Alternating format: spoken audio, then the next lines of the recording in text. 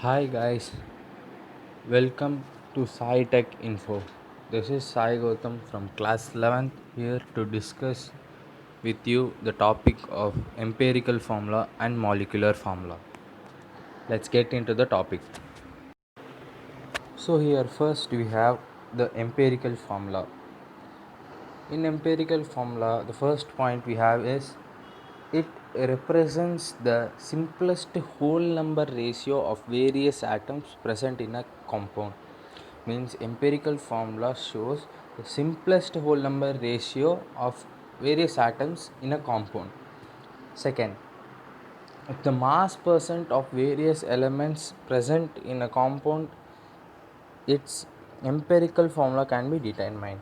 That is, if in a compound its mass percent of various elements is present, then empirical formula can be determined. Third, an empirical formula makes no mention of the arrangement or number of atoms. Fourth, it is standard for many ionic compounds such as CaCl2, SiO2. Means empirical formula is standard for many ionic compounds. Fifth, once the empirical formula of compound is found, molecular formula can be determined if molar mass is known. That is, if an empirical formula of compound is found, molecular formula can also be found. Next we have the molecular formula. First, it shows the exact number of different types of atoms present in a molecule of a compound.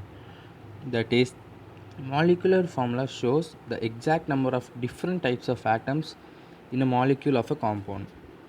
Second, if the molar mass of a compound is known, molecular formula can be obtained. That is, if a compound's molar mass is well known, then the molecular formula can be obtained. Third, molecular formula can be calculated by determining the mass percent of different elements present in a compound. That is, if we determine the mass percent of different elements present in a compound, the molecular formula can be calculated. 4. For ionic compounds, the empirical and molecular formula are the same. 5th, for the molecular compounds, the molecular formula is a multiple of its empirical. So now let us look into the problem. Question number 1. A compound is found to contain 63.52% of iron and 36.48% of sulfur. We have to find its empirical formula. Let us look into the solution. So we are given that percentage of iron is 63.52 percentage and percentage of sulfur is 36.48 percentage. So first let us find the total molecule of a iron. So first the given value into 1 by its molecular mass, that is 62 3.52 gram of iron into 1 by its molecular formula 55.85 gram. So we get the answer as 1.137 mole of iron. Same as we do with sulfur, 36.48 gram of sulfur into 1 by 32.06, that is its molecular mass. So we get the answer as 1.138 mole of sulfur. So now divide these both by the least number with ratio, that is 1.137 mole of iron divided by 1.137 ratio with 1.138 mole of sulfur by 1.137. So here 1.137 in the denominator is same as it is the least number in both. So hence by solving it, 1 mole of iron is to 1.001 mole of sulfur. So here from here we get the empirical formula as FeS. So we have the second question. Determine the molecular formula of a compound with an empirical formula of NH2 and a formula mass of 32.06 U. Let us look into the solution. For atom of hydrogen, let's find the total U. From the question we have that empirical formula is NH2 of a compound. So here we have one atom of nitrogen. So let us take atom of nitrogen first. So 1 atom of nitrogen into 14.01 units by 1 atom of nitrogen. From there we get 14.01 U. Second, for 2 atoms of hydrogen into 2.02 U by 1 atom of hydrogen, that is 2.02 U. From here we may know that empirical formula mass is 16.03 U and molecular formula mass is 32.06 U as from given. So molecular formula, how to calculate is molecular formula mass by empirical formula mass, that is 32.06 U by 16.03 U, that is we get by division answer is 2.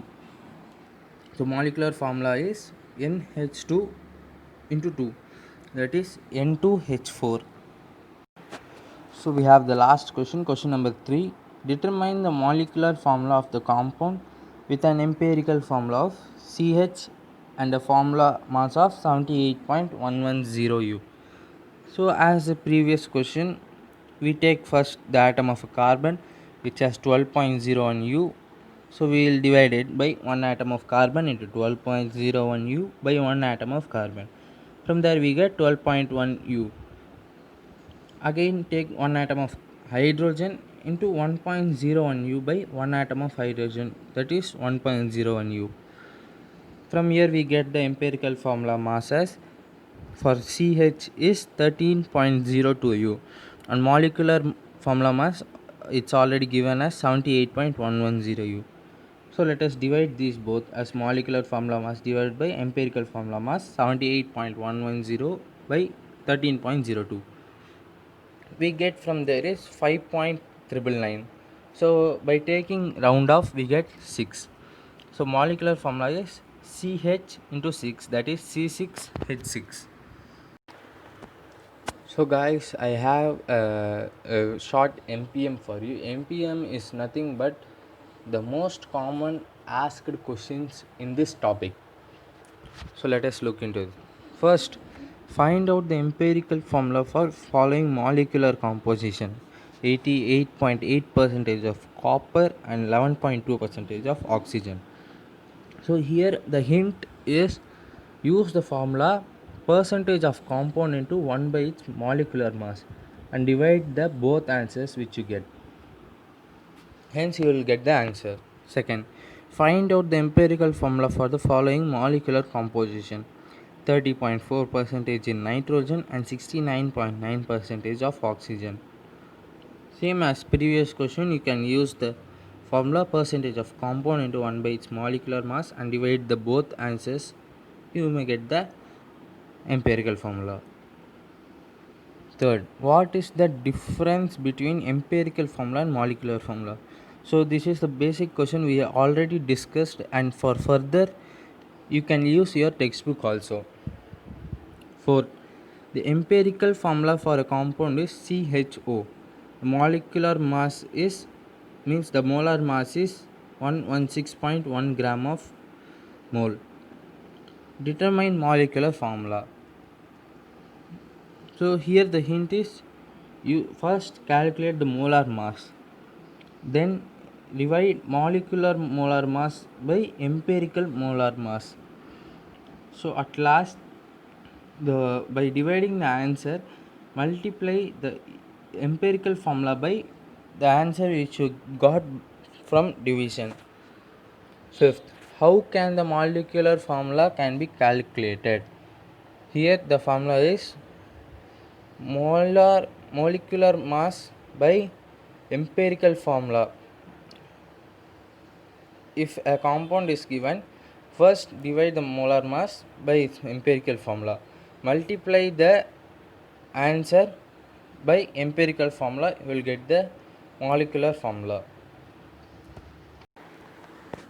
So guys, we have come to the end of the section. So at last I have given you 7 fill in the blanks which are the most common questions asked in 1 marks or 2 marks. So try this. If you have any doubts in MPM and fill-ups, do ask in the comment section. Thank you. Thank you all guys for watching my video. If you like, please like, share, and subscribe. Don't forget to click the bell icon for more notifications. Thank you.